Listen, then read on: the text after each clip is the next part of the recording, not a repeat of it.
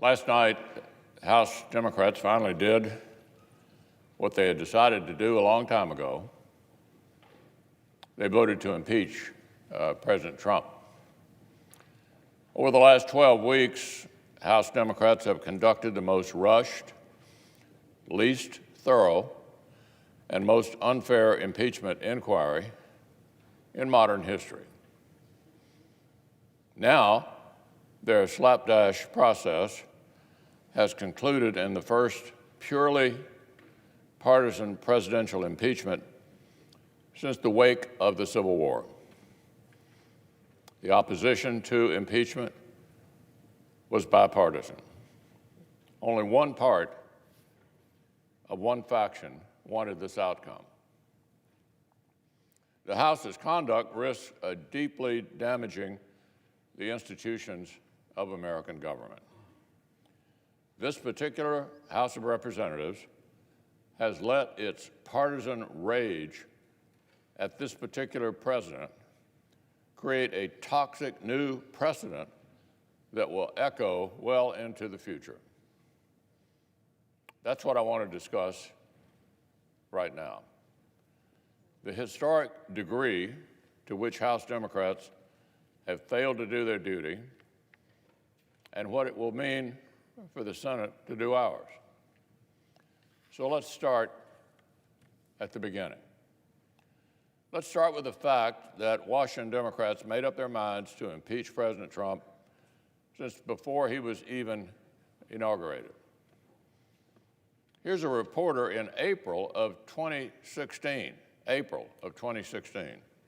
Donald Trump isn't even the Republican nominee yet, but impeachment is already on the lips of pundits, newspaper editorials, constitutional scholars, and even a few members of Congress. April 2016. On Inauguration Day, 2017, the headline in the Washington Post, "The campaign to impeach President Trump has begun." That was day one. In April 2017, 3 months into the presidency, a senior House Democrat said, "I'm going to fight every day until he's impeached." That was 3 months into the administration. In December 2017, 2 years ago, Congressman Jerry Nadler was openly campaigning to be the ranking member on the House Judiciary Committee, specifically because he was an expert on impeachment.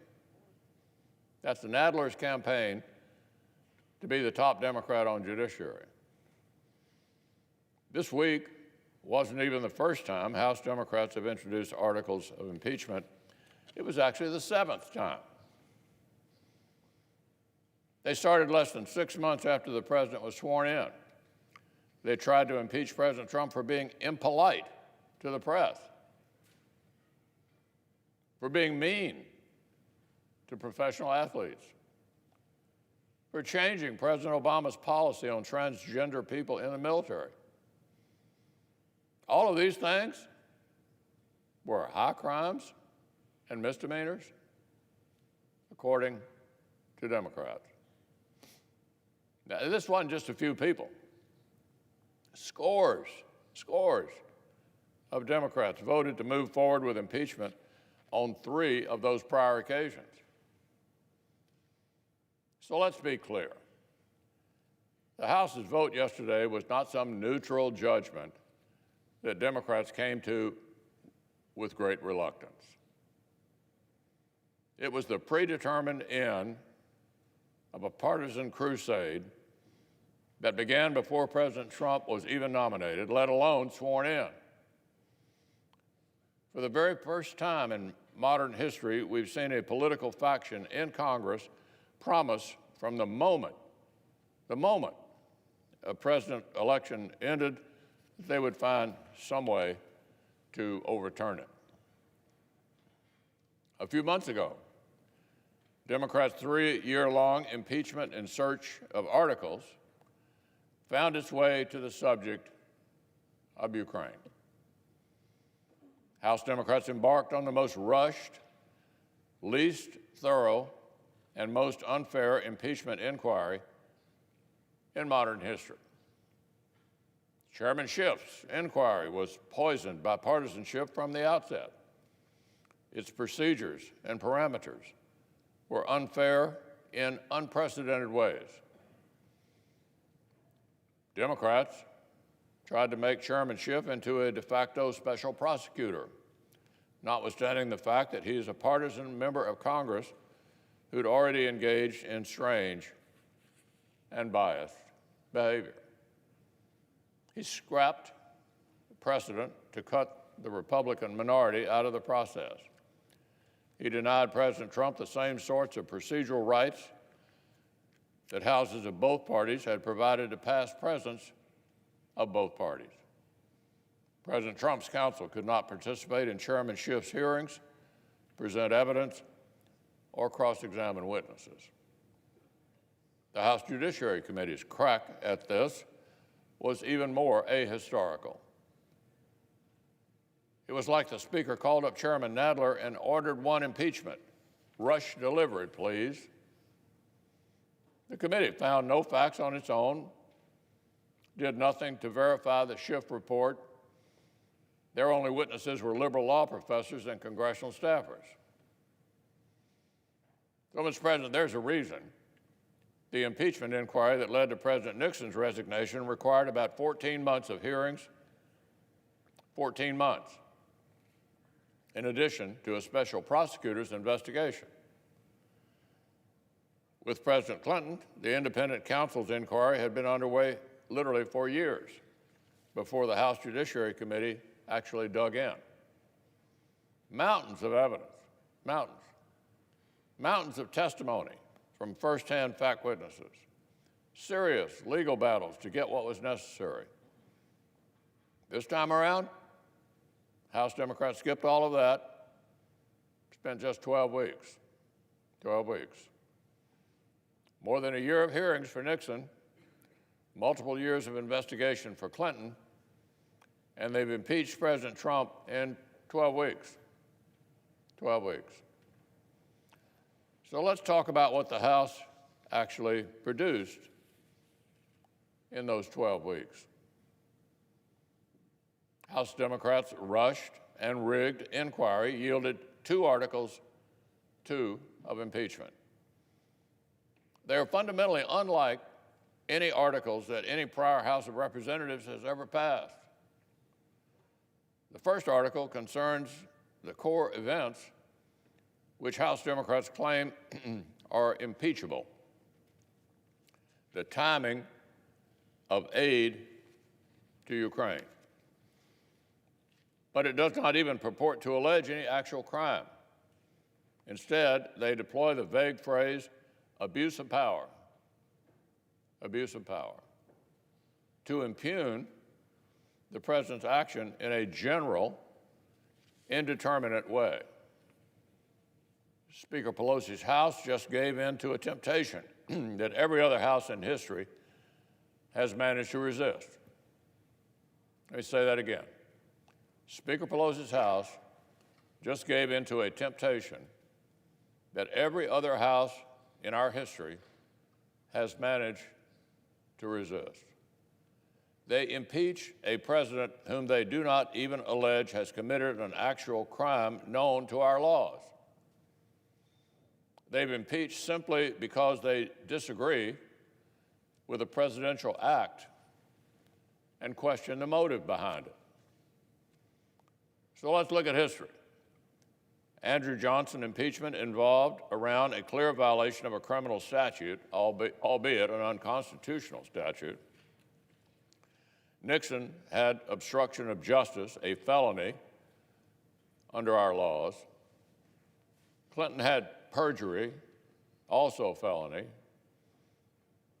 Now, the Constitution does not say the House can impeach only those presidents who violate a law, but history matters. History matters, and precedent matters. And there were important reasons why every previous House of Representatives in American history restrained itself restrained itself from crossing this Rubicon. The framers of our Constitution very specifically discussed this issue, whether the House should be able to impeach presidents just for, quote, maladministration. Just for maladministration. In other words, because the House simply thought the president had bad judgment or was doing a bad job. They talked about all this when they wrote the Constitution. The written records of our founders' debates show they specifically rejected this. They realized it would create a total dysfunction to set the bar for impeachment that low. That low. James Madison himself explained that allowing impeachment on that basis would mean the president serves at the pleasure of the Congress instead of the pleasure of the American people. It would make the president a creature of Congress, not the head of a separate and equal branch. So there were powerful reasons, Mr. President, why Congress after Congress for 230 years, required presidential impeachment to revolve around clear, recognizable crimes, even though that was not a strict limitation. Powerful reasons why for 230 years, no House opened the Pandora's box of subjective political impeachments. That 230-year tradition died last night. Now, Mr. President, House Democrats have tried to say they had to impeach President Trump on this historically thin and subjective basis because the White House challenged their request for more witnesses. And that brings us to the second article of impeachment. The House titled this one, Obstruction of Congress. What it really does is impeach the president for asserting presidential privilege. The concept of executive privilege is another 2-century-old constitutional tradition. Presidents, starting with George Washington, have invoked it. Federal courts have repeatedly affirmed it is a legitimate constitutional power. House Democrats requested extraordinary amounts of sensitive information from President Trump's White House, exactly the kinds of things over which presidents of both parties have asserted privilege in the past. Predictably and appropriately, President Trump did not simply roll over. He defended the constitutional authority of his office. No surprise there. It's not a constitutional crisis for a House to want more information than a president wants to give up. That's not a constitutional crisis. It's a routine occurrence. The separation of powers is messy by design. Here's what should have happened. Here's what should have happened. Either the president and Congress negotiate a settlement, or the third branch of government, the judiciary, addresses the dispute between the other two. The Nixon impeachment featured disagreements over presidential privilege.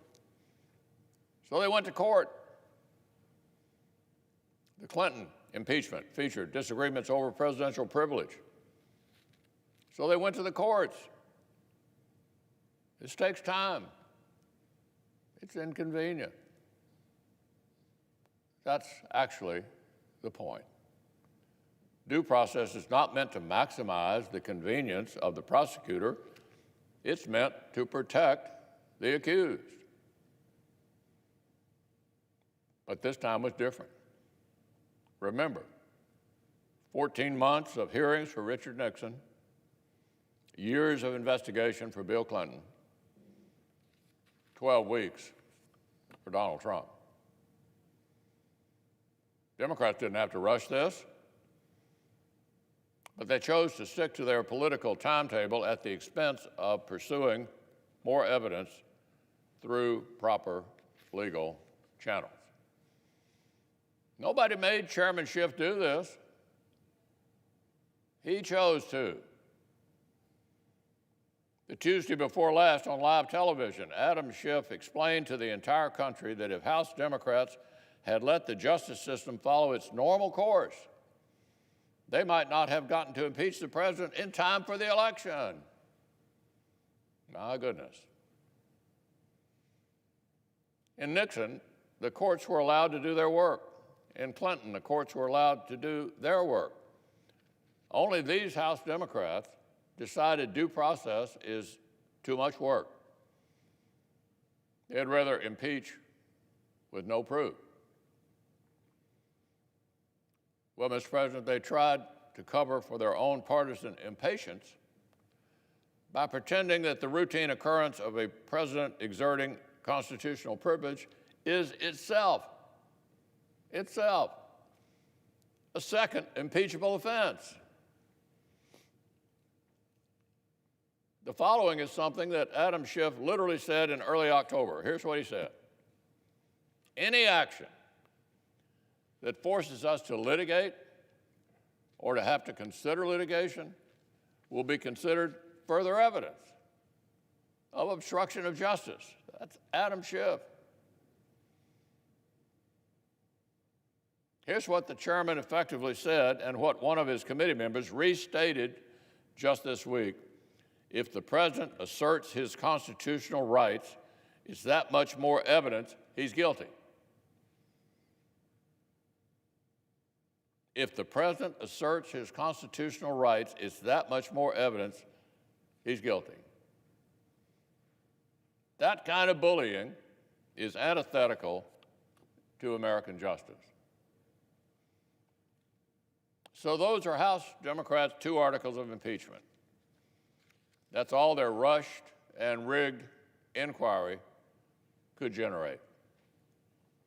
An act that the House does not even allege is criminal, and a nonsensical claim that exercising a legitimate presidential power is somehow an impeachable offense. Mr. President, this is by far the thinnest basis for any House-passed presidential impeachment in American history. The thinnest and the weakest, and nothing else even comes close. And candidly, I don't think I'm the only person around here who realizes that. Even before the House voted yesterday, Democrats had already started to signal uneasiness with its end product. Before the articles even passed, the Senate Democratic leader went on television to demand that this body redo House Democrats' homework for them, that the Senate should supplement Chairman Schiff's sloppy work so it is more persuasive than Chairman Schiff himself bothered to make it. Of course, every such demand simply confirms that House Democrats have rushed forward with a case that is much too weak. Back in June, Speaker Pelosi promised the House would build an ironclad case. Never mind that she was basically promising impeachment months before the Ukraine events, but that's a separate matter. She promised an ironclad case. And in March, Speaker Pelosi said this: impeachment is so divisive to the country that unless there is something so compelling and overwhelming and bipartisan, I don't think we should go down that path because it divides the country. End quote. By the Speaker's own standards, the standards she set, she has failed the country. The case is not compelling, not overwhelming, and as a result, not bipartisan.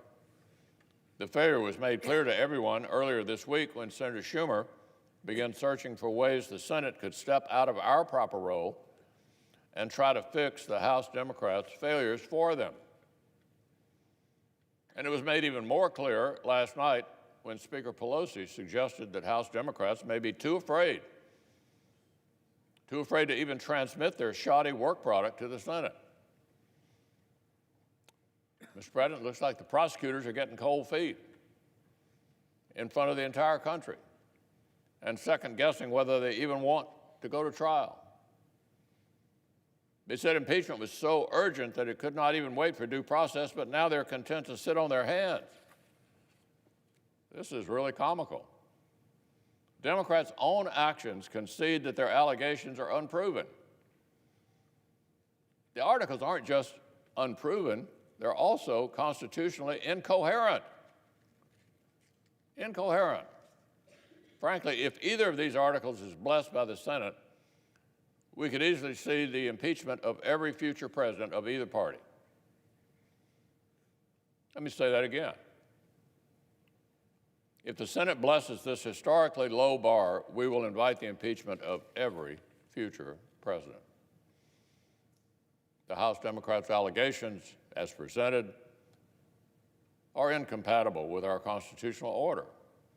They're unlike anything that has ever been seen in 230 years of this republic. House Democrats want to create new rules for this president because they feel uniquely enraged. They feel uniquely enraged. But long after the partisan fever of this moment has broken, the institutional damage will remain. I've described the threat to the presidency. This also imperils the Senate itself. The House has created an unfair, unfinished product that looks nothing like any impeachment inquiry in American history. And if the Speaker ever gets her House in order, that mess will be dumped over here on the Senate's lap. If the Senate blesses this slapdash impeachment, if we say that from now on, this is enough, then we invite an endless parade of impeachable trials. Future Houses of either party will feel free to toss up a jump ball every time they feel angry, free to swamp the Senate with trial after trial, no matter how baseless the charges. We'd be giving future Houses of either party unbelievable new power to paralyze the Senate at their whim. More thin arguments, more incomplete evidence, more partisan impeachments. In fact, Mr. President, this same House of Representatives has already indicated that they themselves may not be finished impeaching. The House Judiciary Committee told a federal court this very week that it will continue its impeachment investigation even after voting on these articles. And multiple Democratic members have already called publicly for more. If the Senate blesses this, if the nation accepts this, presidential impeachments may cease being a once-in-a-generation event and become a constant part of the political background noise. This extraordinary tool of last resort may become just another part of the arms race of polarization. Real statesmen would have recognized, no matter their view of this president, that trying to remove him on this thin and partisan basis could unsettle the foundations of our republic. Real statesmen would have recognized, no matter how much partisan animosity might be coursing through their veins, that cheapening the impeachment process was not the answer. Historians will regard this as a great irony of our era, that so many who profess such concern for our norms and traditions themselves proved willing to trample our constitutional order to get their way. It is long past time for Washington to get a little perspective. President Trump is not the first president with a populist streak, not the first to make entrenched elites uncomfortable. He's certainly not the first president to speak bluntly, to mistrust the administrative state, or to rankle unelected bureaucrats. And heaven knows he's not the first president to assert the constitutional privileges of his office rather than roll over when Congress demands unlimited, sensitive information. None of these things, none of them, is unprecedented. I'll tell you what would be unprecedented. It will be an unprecedented constitutional crisis if the Senate literally hands the House of Representatives a new partisan vote of no confidence that the founders intentionally withheld, destroying the independence of the presidency. It will be unprecedented if we agree that any future House that dislikes any future president can rush through an unfair inquiry, skip the legal system, and paralyze the Senate with a trial. The House could do that at will under this precedent. It will be unprecedented if the Senate says second-hand and third-hand testimony from unelected civil service servants is enough to overturn the people's vote. It will be an unprecedented constitutional crisis if the Senate agrees to set the bar this low forever. It is clear what this moment requires. It requires the Senate to fulfill our founding purpose.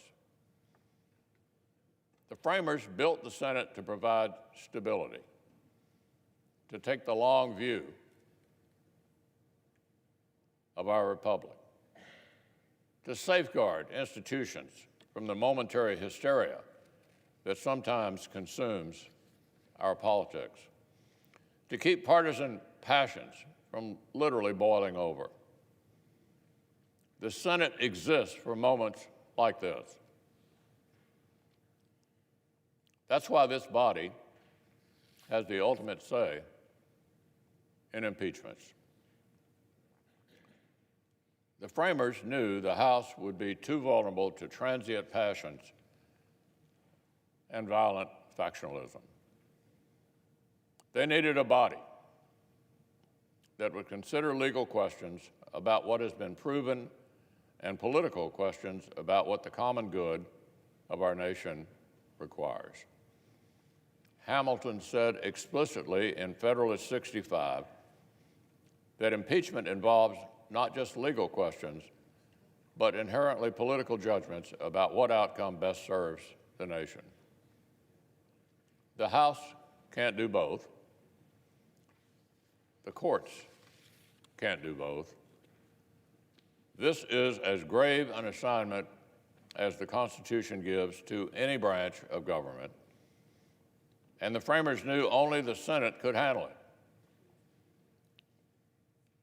Well, the moment the framers feared has arrived.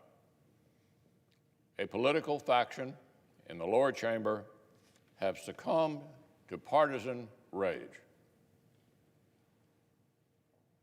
A political faction in the House of Representatives has succumbed to a partisan rage.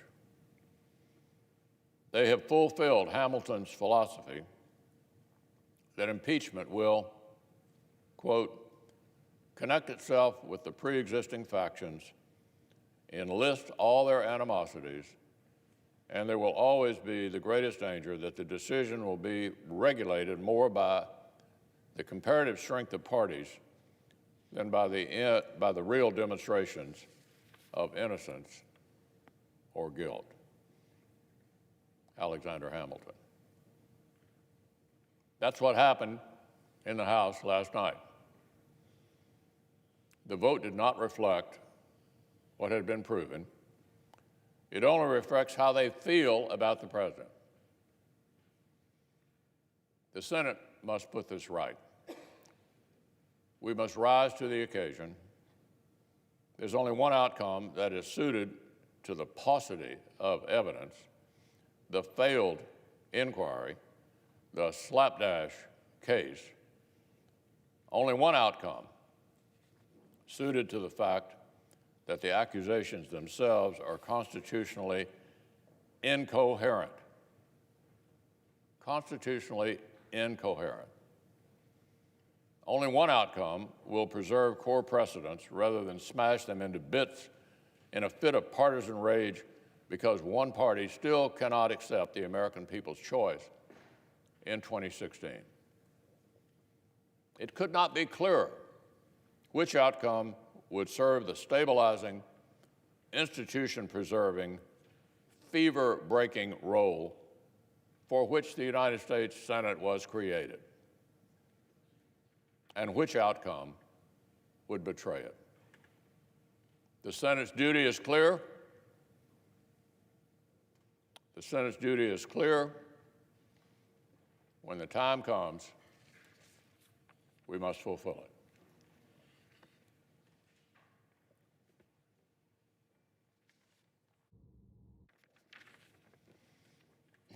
Now, Mr. President, I understand there are 3 bills at the desk due a second reading in block. The clerk will read the titles of the bill for the second time on block. H.R. 397, an act to amend the Internal Revenue Code of 1986, and so forth, and for other purposes. H.R. 1759, an act to amend Title III of the Social Security Act